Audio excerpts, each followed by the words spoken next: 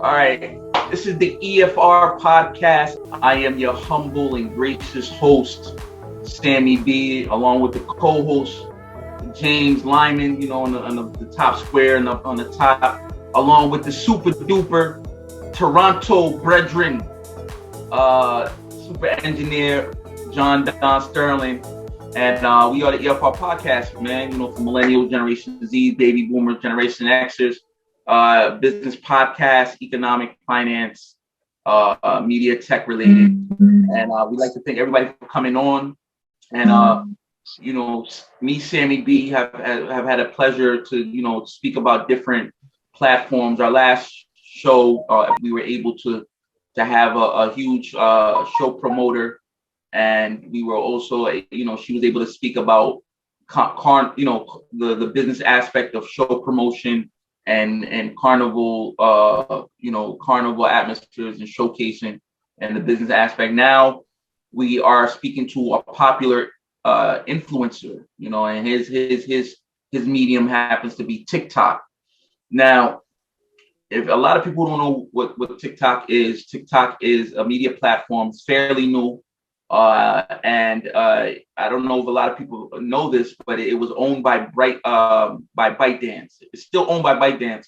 But last year, in 2020, ByteDance, the U.S. operations was spun off because there was some alleged interface by, allegedly people were saying that the Chinese government was spying on people using TikTok. And ByteDance, using the intermediary of the company ByteDance on spying U.S. intelligence.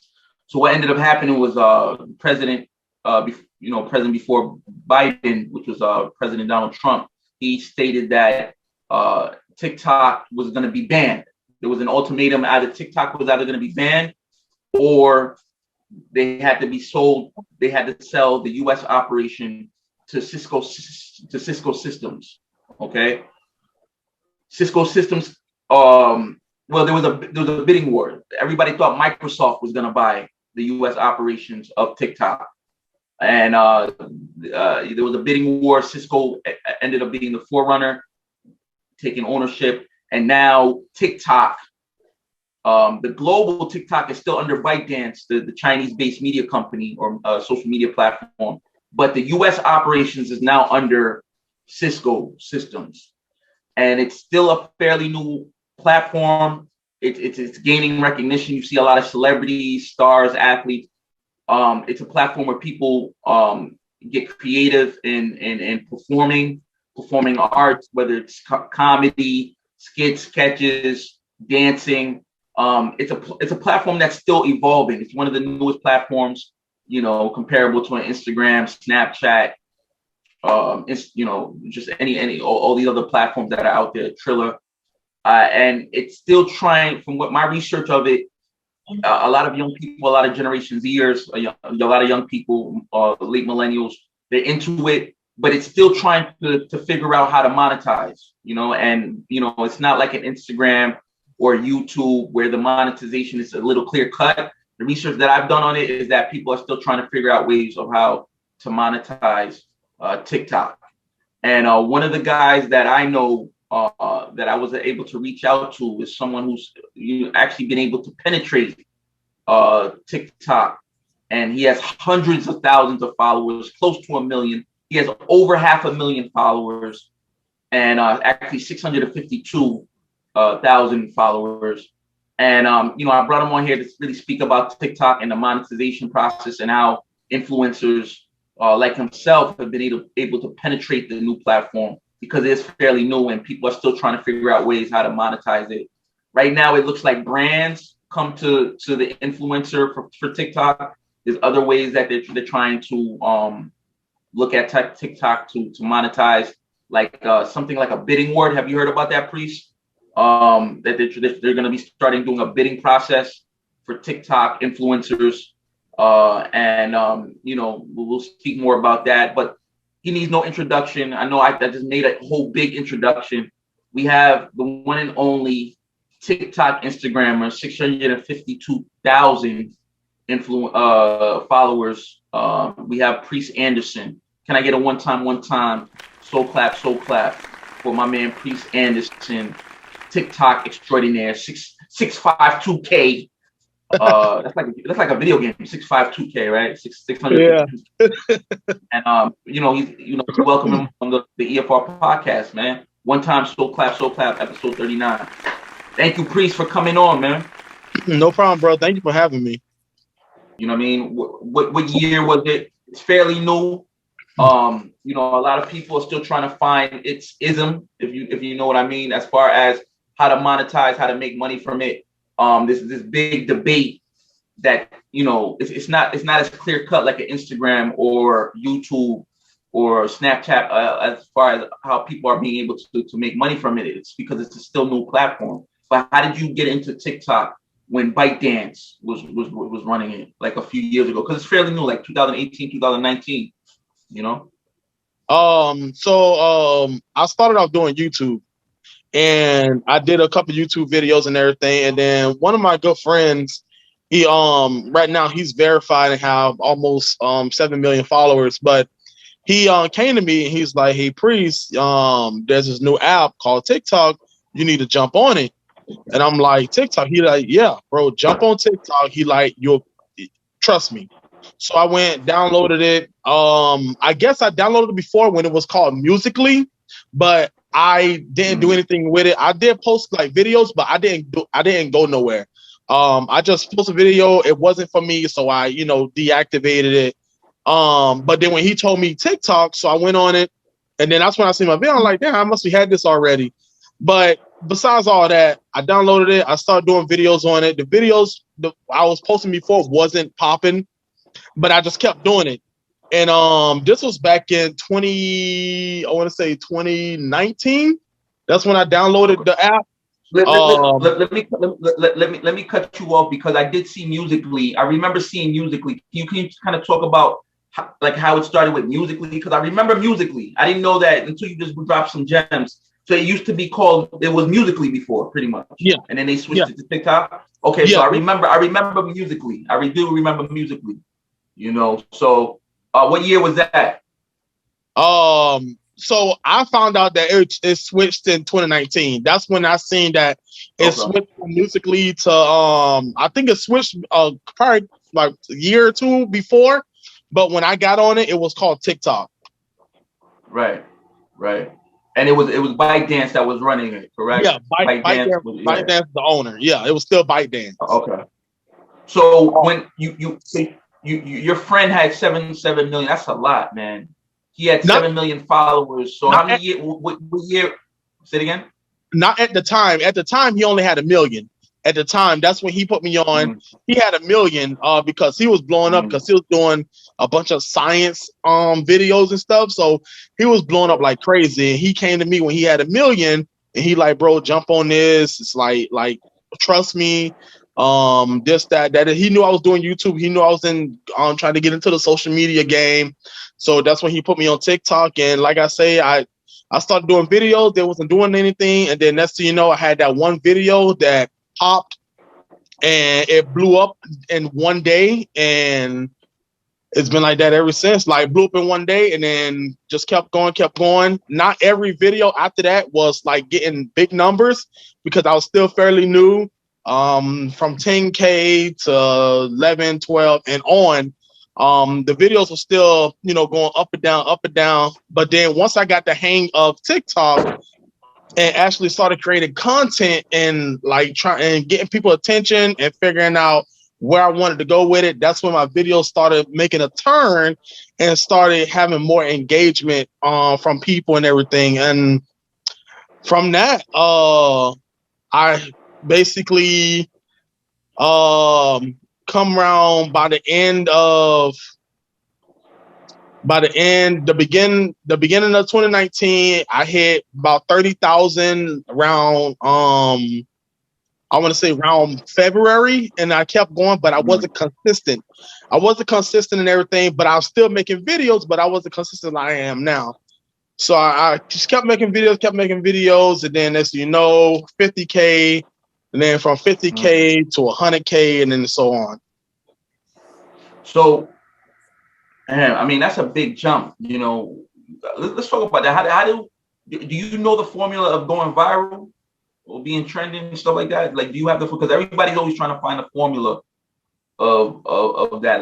Like, is there a formula for really, because from you to come from like let's say 50K to 650, that's what's the formula? What did you know worked and what didn't work? So what I did is basically I did my research. Do I know the formula for going viral? No, I still don't. I don't think nobody know the formula for going viral. There's people that know how to perfect it and to make their video go viral because they know what the people want. I'm still learning that aspect at this moment, still trying to figure out, okay, so they want this, so I'll film a video, and if they like it and I get a bunch of views off it, I'm like, let me create it again. If I create it again and it get views again, I'm like, all right, so this right here, I'm gonna keep doing until it dies out. Once it dies out, I'm like, okay, now it's time to switch to something else. So the formula for going viral, I guess you just put something out there, and if they eat it, then you do it again. If they eat it again, then you just keep feeding them until they don't want it anymore.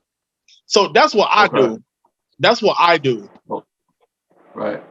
So I mean, let's talk about the business aspect, because we're a business podcast, and so a lot of people, they have questions about like the back end of stuff, right? Yeah. The back office stuff. And TikTok, from the research that we've done, per se, that I've done, is that it's still fairly new. There's really no trifecta or no way to really know if you're gonna be able to make a living off of it, because they said that TikTok is still trying to figure out ways of how they can compensate their influencers. Yeah. One of the things that I researched was that they're not focused on the followers, right? They're really focused more on the engagement. How keen is that for engagement, with your followers, for that to be replicated so people can kind of get an understanding that that's what these brands and sponsorships are really looking for, because they know what people are buying followers. You know what I mean? But for TikTok, they said that engagement is the most important thing from the research that I've done on the platform. Oh, with the engagement, yeah. For me, I try to keep people engaged as much as possible. Do it work all the time? Not always, but for the most part, I do have people where they like and they comment a lot. So, like I say, sometimes it depends on the video. Sometimes a video where people just jump on it and they comment and they like and comment and like and comment. And then there's some videos where people they like it, but the comments and the comments don't come. There's not a lot of comments sometimes and not a lot of likes. Same with the views, but that's the thing about TikTok. TikTok always fluctuates. TikTok always goes up and down, up and down. But I just do my best to try to keep people entertained, and to where they gonna always gonna like and comment, and that's what I do. Even though I know the platform goes up and down, I do my best to keep them entertained. So, like, how can people monetize or make money from TikTok? Because they're still trying to find the Da Vinci Code on this matter. So from what I've seen, most people get brand deals. A lot of people get brand deals, and they do have the marketplace where different brands can contact you through the TikTok marketplace. And then you got your email inside your bio. Different companies can hit you up. Different brands can email you, hey, we want to bring you on as a partner, or we want to have you on as an affiliate and all that stuff. So people can get brand deals and stuff, and they do have this creator fund on TikTok, but that right there is a lot of people don't depend on it. A lot of people have been getting out of it because some people say it's like it suppress their views and everything. but it do pay you by views, but the money it just goes up and down. So a lot of people don't got out of it because they make more money off of brand deals than they do the creator fund. So they go that route. Right. I did see that the brand deals, like that's the main attraction for TikTok. But Yeah. I also saw that they're trying to figure other ways to like a bidding process. You know about that? Is that a part of the? Have they already started that? Because they were saying that they're still trying to search for something like that. No, they haven't started it yet. They're still trying to work on it.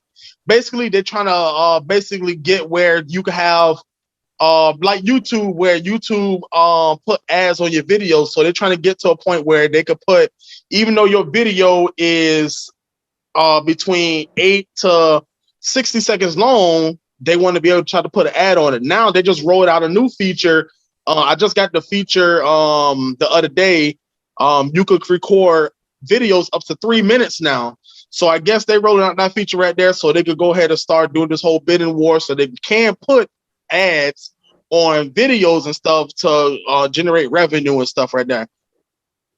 James, you have any questions or John? Well, do you get to share the revenues from these tack-on advertisements, or how does that work for you? Right now it's still up in the air. You don't get anything, in other words. Like the whole creator fund thing, like I say, it goes up and down. So at one month, so you get paid every month. So 1 month you get this much, the next month you get this much. So and it basically goes by views. So if you're not getting the views that you need and that you want to have a decent pay at the end of the month, it's just like some people just like it's not worth it. And like I say, some people said their views was getting suppressed, so the views wasn't coming in. So it was like I'm part of the creator fund for no reason because I'm still not making any money. But like I say, most people go by brand deals. A lot of people is just hooking up with different companies and stuff, and that's the way the influencers on TikTok are making their cash. And then most TikTokers are YouTubers too. So they got a YouTube account and their YouTube is monetized. So they're making money off of YouTube at the same time. So it's just like, that's the way that they're making that living off of social media. It looks like the top influencers, man.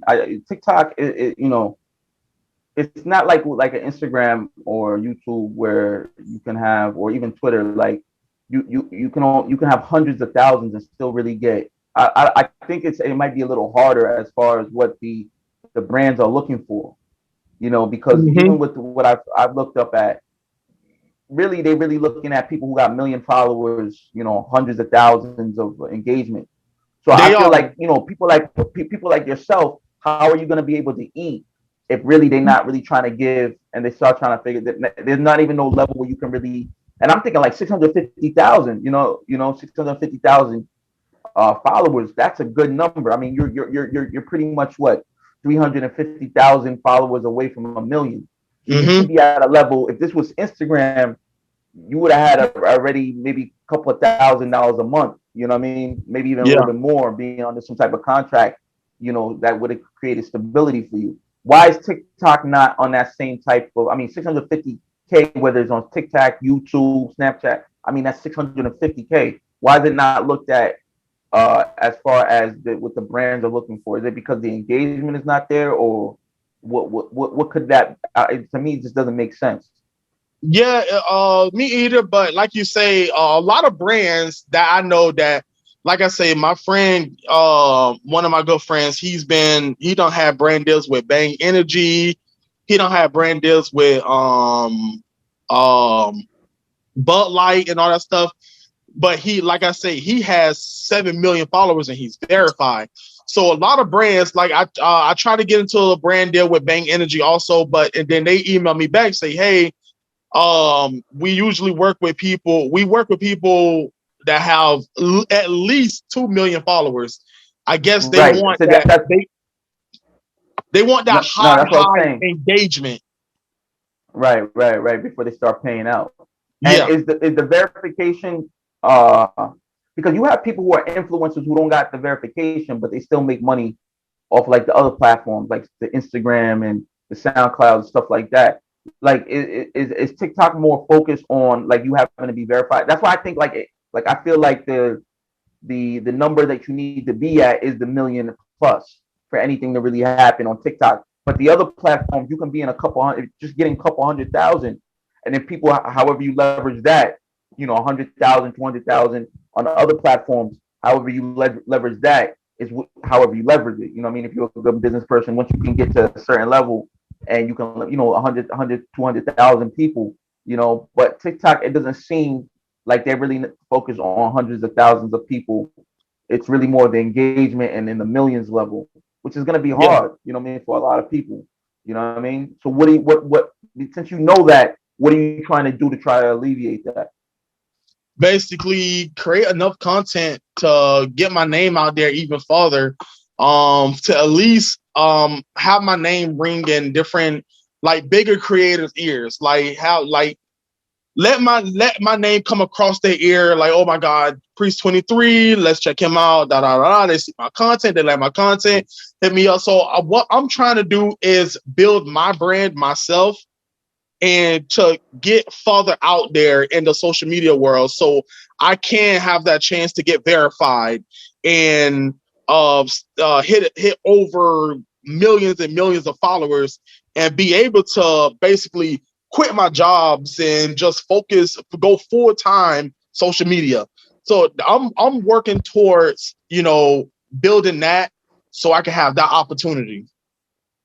But the crazy thing is that you're on famous birthdays, right? Yeah. And and I'm like, yo, this is a kid who's on a famous website as an influencer. You know what I'm saying? And you got your name to be on famous. And I would thought that those people are already transitioned. Once you get to that, you should be transitioned from not even having to do a day job. You know what I mean? So I'm confused about that, because if your viral are going viral, and then you're on an exclusive influencer website, which is hard to really get on unless you're doing something. You know what I mean? It doesn't make sense why nothing is not really like how come the chakras are not aligned? How come the balls are not lining up? It just doesn't make sense to me, because to be on famous birthdays, those are like influencers, those are stars, those are people who are able to create things for themselves. You know what I mean? Those like famous birthday, unless you're like someone pay. I don't think you can pay to be on famous birthdays. I mean, maybe you can. I don't know. You know what I mean?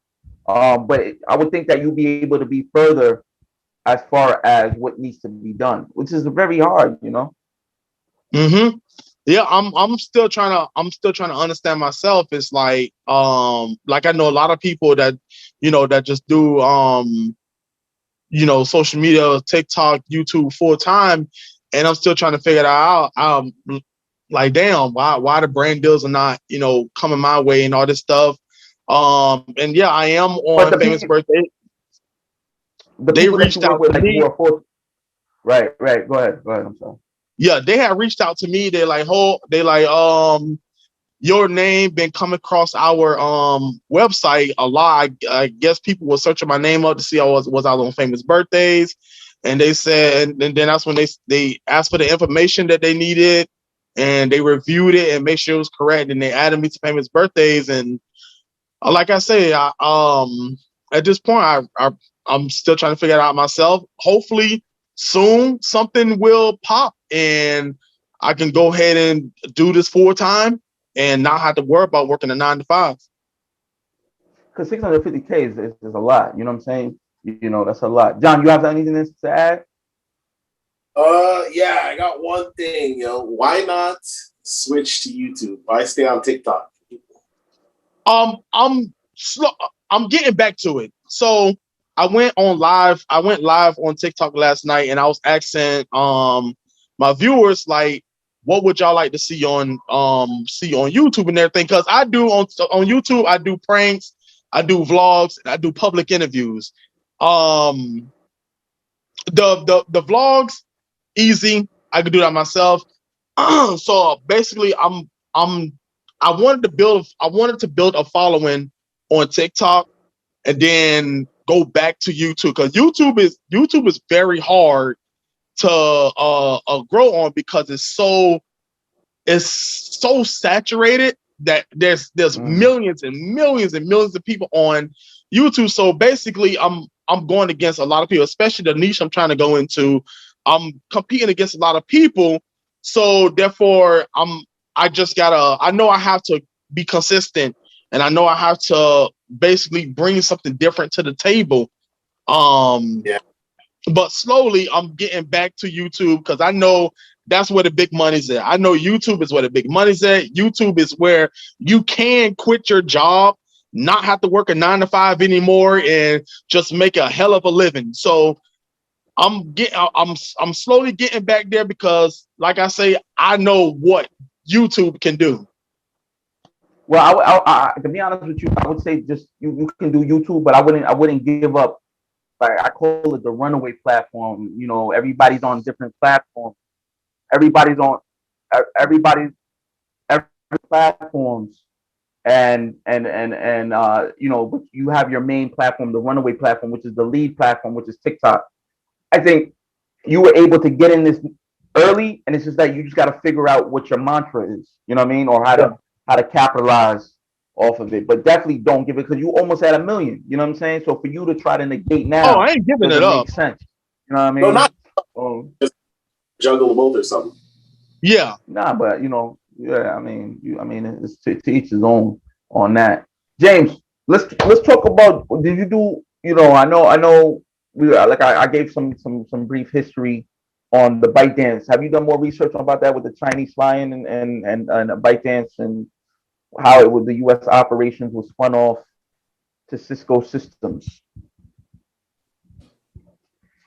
Just, you know, what I've heard in the news. Of course, this kind of stuff, trying to find out the nitty gritty can be awful hard, because nobody wants to talk about it too much when you start getting into national security.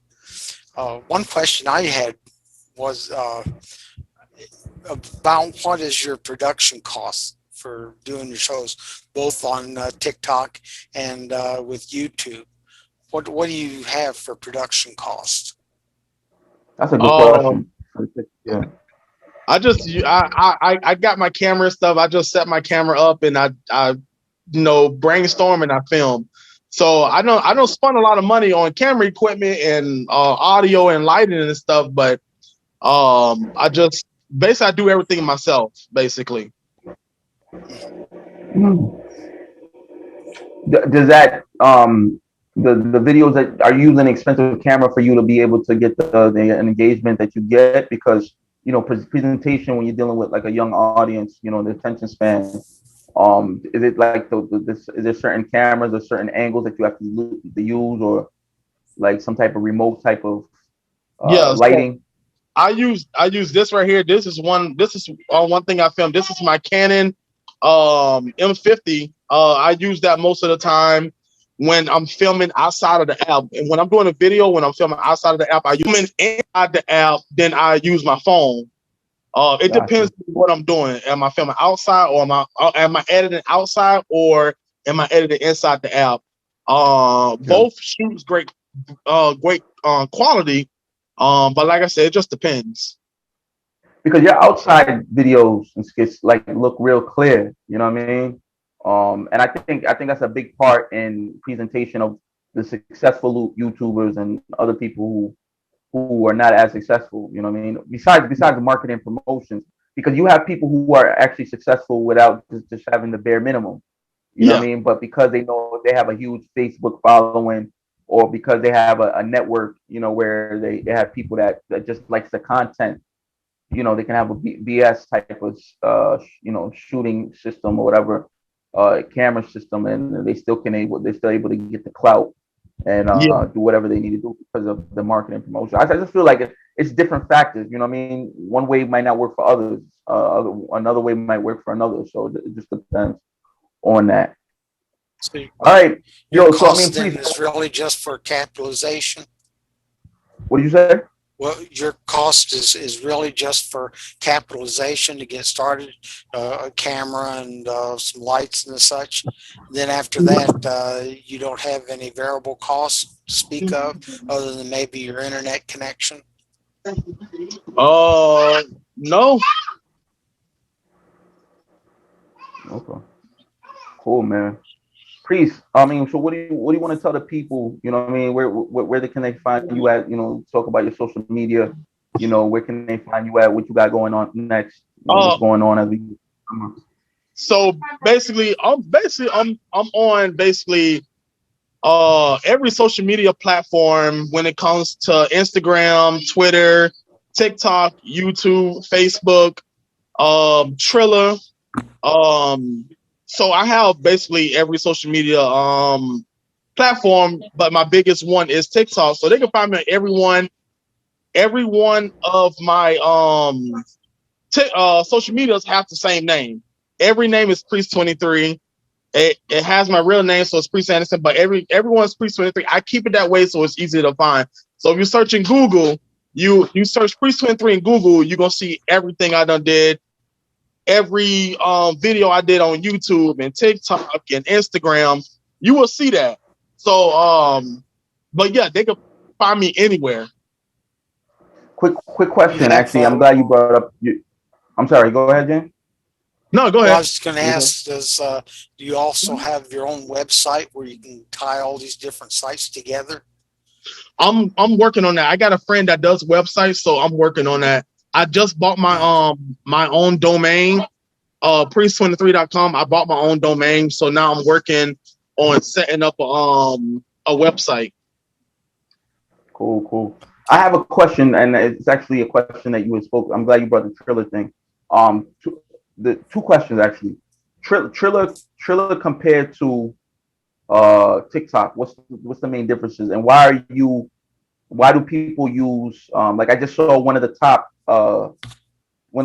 TikTok influencers is also like the director, like the influencers, social media influencer. I don't want to name his name because I don't want you to get mad at me, but he's also the head of like I think the like influence contacts at Triller. He's one of the top. He actually just started a VC venture capital fund. I think you know who I'm talking about. He's like the number 3 or number 4 top selling TikTok. I think his name is Josh something or something like that. But he's also the head of Triller. Like, why would the competitor hire someone like him or someone, you know, like why would, you know, and just like you're on Triller too. I mean, you're on platform, but that's like, isn't that the competitor to TikTok is Triller? You know, why would people want to? And what's the difference between those two platforms? Because to me, Triller is, to me, Triller is more for I guess rap artists. If you want trying to be an artist or something, a lot of people are on Triller when they doing rap music or hip hop or singing. There is funny videos on there, videos where people dancing and all that stuff. But for what I see every time I go on Triller, you have to set up the same way as TikTok. It got the short form, it got the vertical view and all that stuff. But to me, I think it's more for like rap artists and hip hop artists. That's what I see. So I guess that's the difference. Even though it have a similarity to TikTok, but to me that's a difference. Okay. So TikTok has a more wider appeal to it has a bigger wider fishnet. Yeah. You know what I mean? Different personalities and yeah, because I see a lot of TikTok. You know, a lot of people who do comedy and skits and sketches using TikTok, and then they'll put it on different platforms. Yeah. Along with the logo and stuff. So that's deep, man. All right, man. You know, salute, man. Thank you, Preice Anderson, Preice23. You can catch him on all platforms. TikTok, extraordinaire, 652K. I don't want to leave that 2K. You know, followers on TikTok. He's definitely an influencer. He does. He does have brand deals. He's done better. He's trying to exert himself to a higher status and be more lucrative. You know, from the research I've done, you know, TikTok is still trying to figure it out. You know, they should have different tiers in their branding consultation or how TikTok. But to me, it looks like the people who are in the millions are the ones who are really benefiting, from what I've seen. And they said they're still trying to figure it out with the bidding of the brands, and but it's definitely brand oriented. And I guess having a brand manager or some type of brand specialist on your team can definitely help, with the smaller networks, I guess, but it's a lot, it's not really like an Instagram or YouTube where you can have hundreds of thousands of followers and really still capitalize, at least from what I saw. Not saying that you can't do that, but I think it's like more to play. There's more to play in that. All right, man. Preice Anderson, thank you for coming on. Can I get a one-time soul clap, EFR Podcast. Thank you so much for having me, bro. I really appreciate it. Yes, sir. Thank you. I'm your humble, gracious host. Mr. Know-It-All, Sammy BE, Businessman Bassey, along with my co-host James Lyman, and on the bottom screen with the green, the Gatorade green joint. Are you afraid of the dark green glob? John Sterling on the bottom. And Preice, thank you for coming on, explaining the business side, the economic side of TikTok. Thank you, sir. Thank you so much. We all have a voice and opinion, just how you use yours. EFR Podcast. Thank you. God bless. Stay blessed.